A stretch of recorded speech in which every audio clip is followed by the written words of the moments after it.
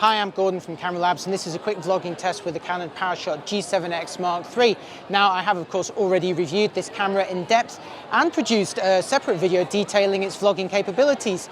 But I'm retesting it today because Canon has released new firmware for it, hopefully to improve its autofocus capabilities, which were a little lackluster on the original release. And they've given me an early look at the camera running this firmware.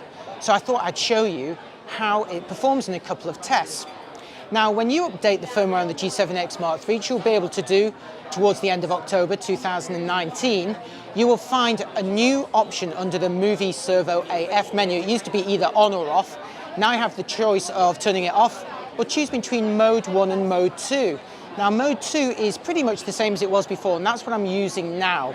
Mode 1 is set to focus faster, and I'm going to show you that in just a moment, but what I want to do is make a couple of notes first. I want you to keep an eye on me as well as the background, because apparently the modes may vary in terms of how sticky they are on keeping me in focus and how much breathing there may be in the background. So it's going to be important to look at those out of focus blobs behind me. I'm not referring to the people here in Kingly Court, but obviously the bokeh blobs, so keep an eye on them as well as me. Now, before I go any further, there's a couple of things that I'm keeping constant in these tests. The first is that I'm using optical stabilization only. Now, the G7X Mark III also offers enhanced digital stabilization, but in my test I didn't find it that convincing, at least for what I do, so I'm keeping this as optical only, and it means I don't have a crop to worry about. I'm also recording the audio with the Rode Wireless Go. You can see the transmitter unit here just behind my jumper.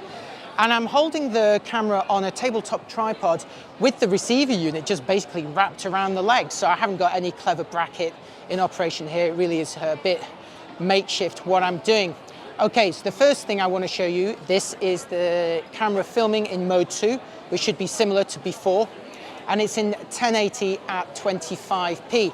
Now I'm just going to stop in front of these nice blurry lights behind me, and we'll see what happens when I duck in and out of frame.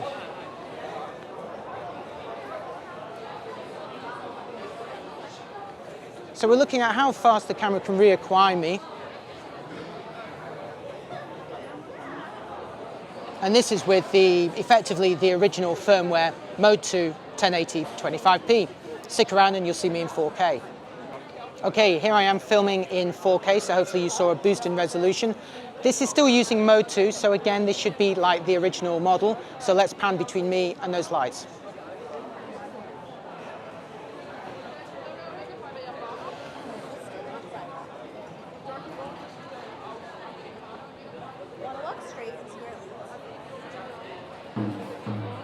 Okay, now I'm going to switch to Mode 1 and see whether it's any better. Okay, I'm filming back in 1080 25p, but the big difference now is that I've set the camera to Mode 1 for Movie Servo AF. So this is the new mode that Canon has created with its new firmware. So let's see whether it makes any difference.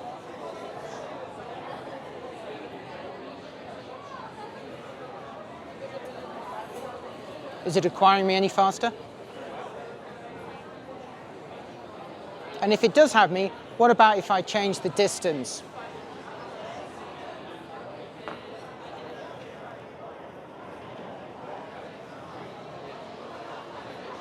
I'm going to have a little walk around now to see how it copes with some motion. I should also say that this camera does have a built-in neutral density filter, which is great for keeping those nice motion-friendly shutter speeds in bright conditions, but because it's getting a bit dimmer now, the sun is just about set, and we're seeing the lights turn on in London town, I've turned the ND filter off, and this is allowing me to deploy a shutter speed of a 50th of a second with the aperture wide open to f1.8. So this is the maximum blurring that you're going to get in the background.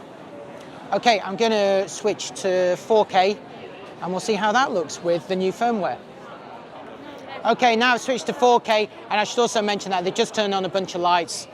You can never get a consistent filming environment in a dynamic situation like this, but hopefully it should still give you an idea of what you can expect. So I'm filming in 4K, and this is with the G7X Mark III using its new Mode 1, which should hopefully react much better to me moving around.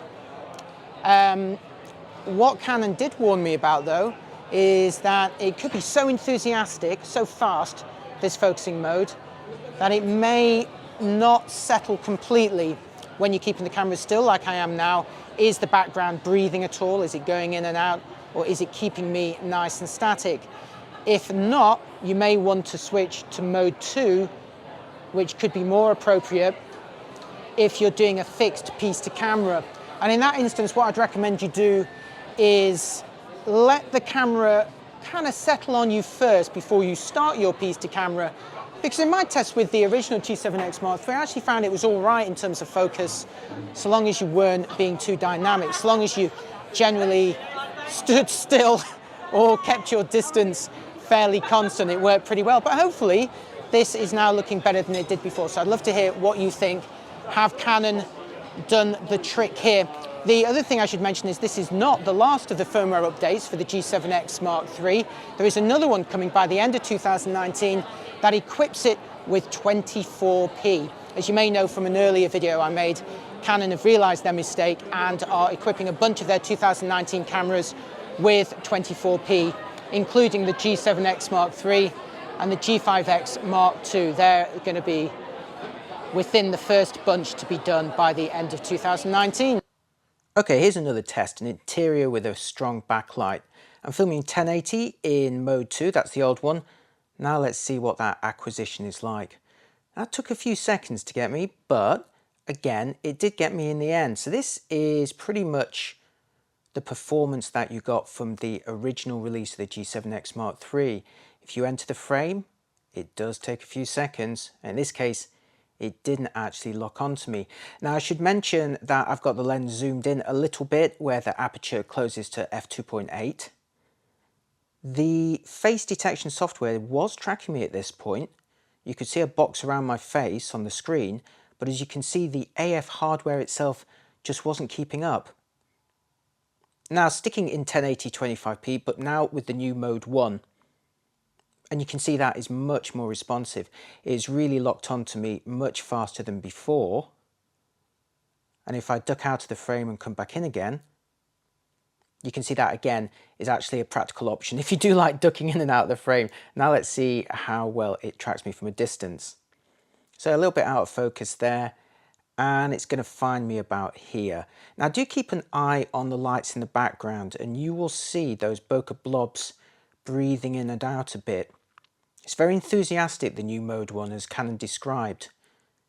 It doesn't stick as much as before. Now, here is 4K in 25p, and this is with the mode 2. So this is like the original release of the G7X Mark III. And as you can see, again, it's just not really focusing on me very quickly. Now, this is all right if you're not moving back and forth. If you're staying relatively static, then mode 2 may well work out better for you because it is stickier, but it is a lot more leisurely. And look, even just moving a little bit around the frame, and it's really struggling to keep up. So now again in 4K, but this is with the new mode 1, and you can see it is much more responsive than before. Mode 1 really is driving that autofocus hardware much faster than the original release. So this is a lot more like the previous G7X Mark II, and this may be good enough for what you want. But again, keep an eye on those lights in the background and see how those blobs vary as I walk towards the camera. You can really see them breathing in and out. And sometimes, even though the AF software has got a box around my face, it's so enthusiastic about focusing, it's looking all over the place. Shall I focus on him? Shall I focus on that? I don't know. What do you want? So, at least the choice is now yours. So, tell me what you think. Has this now become the perfect vlogging camera? Let me know in the comments. Check out my other G7X and G5X reviews, and I'll see you next time. Bye.